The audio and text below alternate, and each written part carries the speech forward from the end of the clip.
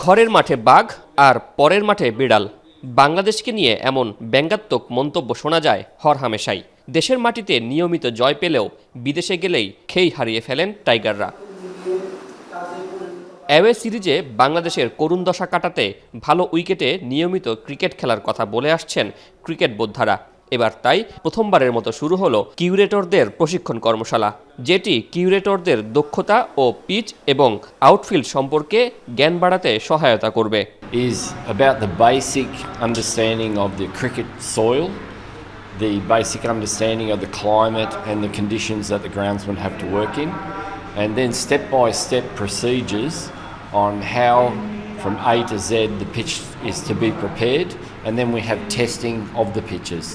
চট্টগ্রামের বীরশ্রেষ্ঠ শহীদ flight lieutenant Motiur Rahman স্টেডিয়ামে আয়োজিত কর্মশালায় চট্টগ্রাম, কক্সবাজার, পূর্বাচল, বিকেএসপি এবং ফতুল্লা ভেন্যুর ৩৩ জন মাঠকর্মী অংশ নেন।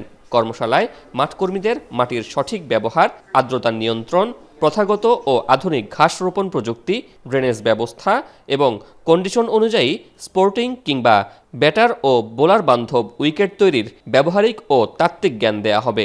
ওদের এই কাজটা কিন্তু কী পরিমাণ জরুরি এটা বলে বোঝানো যাবে না।